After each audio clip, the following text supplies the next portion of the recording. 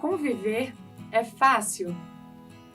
Quando você tem um desentendimento ou uma reação com alguém, qual que é a sua postura diante dessa pessoa?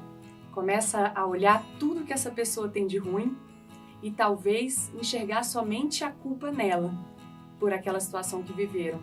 Acontece algo parecido com isso?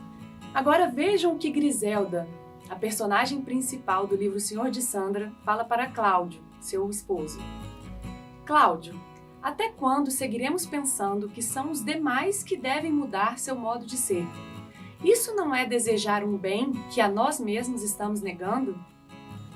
Olha que reflexão interessante. Quando eu aponto algo que o outro precisa mudar sem olhar para dentro de mim, estou perdendo uma grande oportunidade. Estou desejando, na verdade, um bem ao outro que nego a mim mesmo. Olha que olhar diferente sobre a convivência, não é verdade? Em 2022, o projeto anual dos colégios logosóficos foi Conviver, uma grande oportunidade. Mas que oportunidade é essa? Identificamos que a grande oportunidade da convivência está justamente em olharmos para o outro como um grande espelho em que enxergamos a nós mesmos. Então, quando tivermos um atrito com alguém, ao invés de apontar o dedo para o outro, querendo que o outro mude, o ideal é que a gente olhe para dentro, para enxergar o que em nós está nos causando aquela reação ou aquele sofrimento. Então, esta é a grande oportunidade que a gente precisaria trabalhar com os adolescentes. E como levar, então, uma turma de aproximadamente 13 anos a se interessar por esse assunto e mais, a praticar esse olhar para dentro. Em uma das aulas, a gente soube que os alunos estavam estudando na aula de história sobre o livro da Anne Frank. Eu vi ali então uma oportunidade de utilizar esse livro para levar o tema do conhecimento de si mesmo para os alunos. A Anne, em seu diário, faz diversos registros sobre as observações que ela faz a respeito de si mesma. Então, trouxe para eles um desses exemplos. Ela escreve assim em seu diário: Querida Kitty. Kitty é o nome que ela deu ao seu diário. Então, querida Kitty, tem em meu caráter um traço predominante que salta aos olhos de quem me conhece há algum tempo. É o conhecimento que tenho de mim mesma. Consigo fiscalizar-me e aos meus atos como se fosse uma estranha.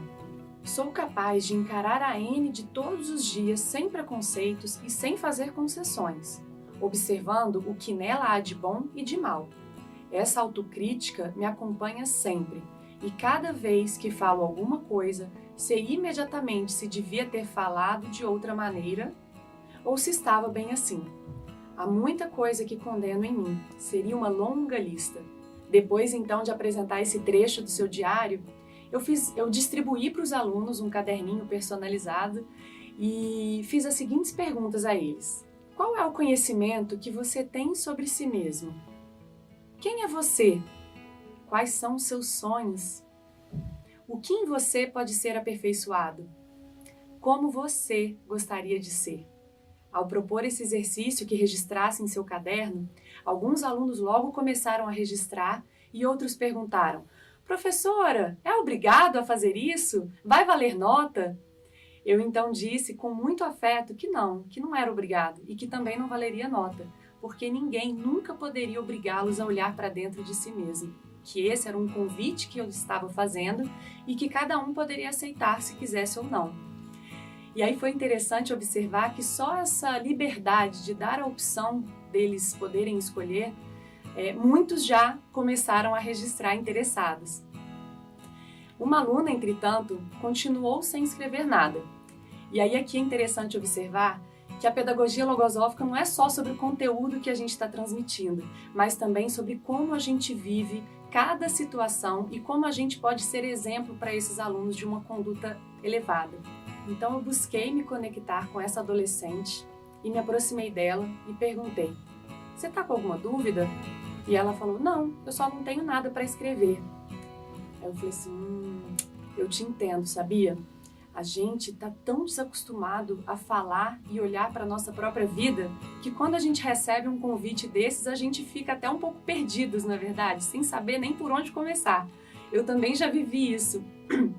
Mas o que eu percebo é que às vezes na nossa vida também a gente vive buscando uma série de situações externas a nós, uma série de diversões, de passatempos para buscar felicidade, para buscar um bem-estar. E muitas vezes a gente vive essas situações e logo aquela sensação de bem-estar e de alegria passam, são passageiras. E a gente está de novo naquela sensação de vazio, buscando, eternamente buscando algo que nos complete. E esse convite de olhar para dentro é justamente para que a gente possa enxergar dentro de nós a nossa vida, que é o que nós temos de mais importante. E que é justamente quando começamos a olhar para essa vida, a viver essa vida, quando a gente começa a sentir essa plenitude, esse vazio some, porque então a gente encontra os reais motivos que nos trazem felicidade e satisfação em viver. Então a proposta nessa aula é justamente que a gente vá tirando o olhar que sempre teve tão atento ao externo e vá começando a fazer um exercício de olhar para dentro. Não é para ter todas as respostas, não tem resposta certa, mas é só um momento de você olhar para dentro e tentar entender quem é você, o que você quer fazer na sua vida. E aí foi interessante que essa aluna estava me ouvindo atenta e depois que eu saí de perto, ela começou a escrever e passou a aula inteira escrevendo e foram páginas de escrita. Então, essa vivência para mim já foi um resultado enorme dessa aula. Poder ter tocado uma adolescente no seu sentir e ter despertado nela essa consciência, mesmo que seja por apenas um fragmento, do que ela tem dentro dela, E aí, prosseguindo a aula, eu apresentei também para eles um ensinamento de González Pecote, que ele fala sobre essa atenção ao nosso mundo interno.